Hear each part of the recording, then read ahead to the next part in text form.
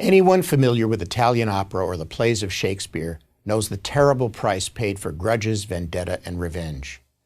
Under the sway of these emotions, painful incidents linger in the mind, sapping our ability to find peace and happiness.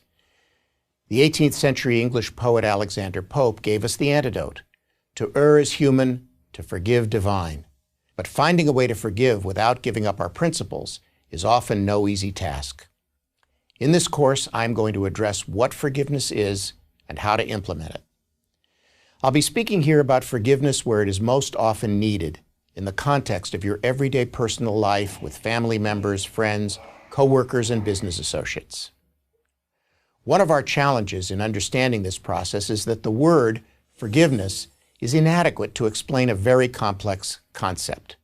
Forgiveness actually embodies three different things, each of which applies to different situations and provides different results.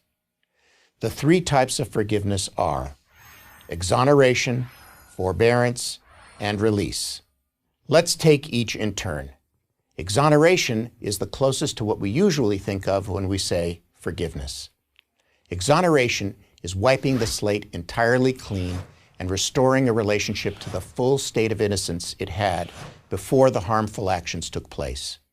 There are three common situations in which exoneration applies. The first takes place when you realize that the harmful action was a genuine accident for which no fault can be assigned. The second is when the offender is a child or someone else who, for whatever reason, simply didn't understand the hurt they were inflicting and toward whom you have loving feelings.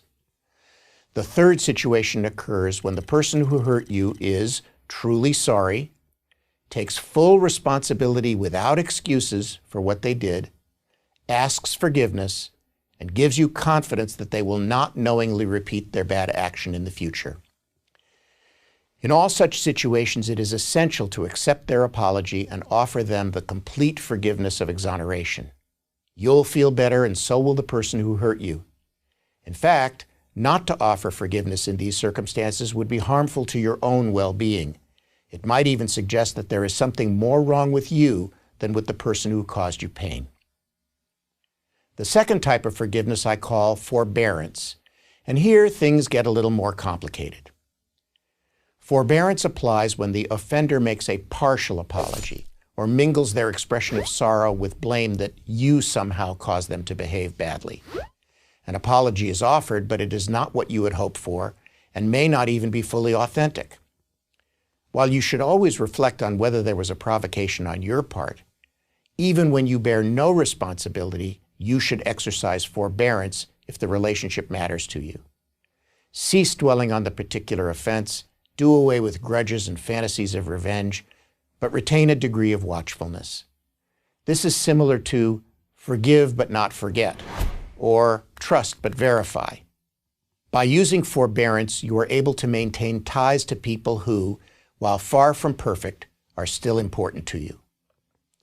Furthermore, in some cases, after a sufficient period of good behavior, forbearance can rise to exoneration and full forgiveness.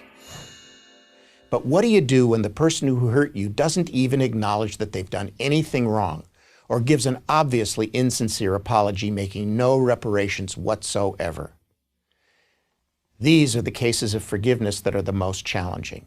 In my practice, I find this in such examples as adult survivors of child abuse, business people who've been cheated by their partners, or friends or relatives who have betrayed one another.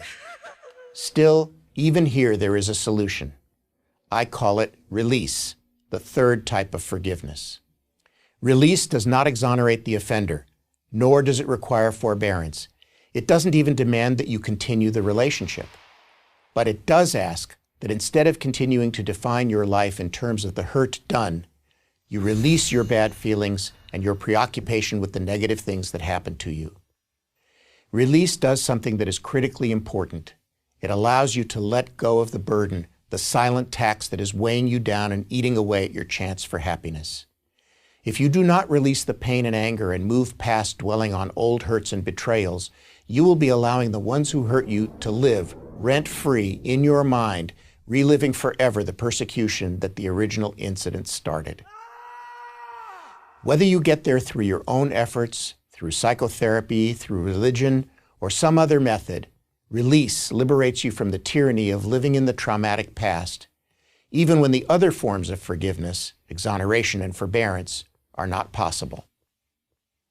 Exoneration, forbearance, release. To forgive may be divine, but when we understand its dimensions, we find that it is within our ability to do it. I'm Dr. Stephen Marmer of UCLA Medical School for Prager University. Join Prager University, subscribe to our YouTube channel, and sign up for free at prageru.com.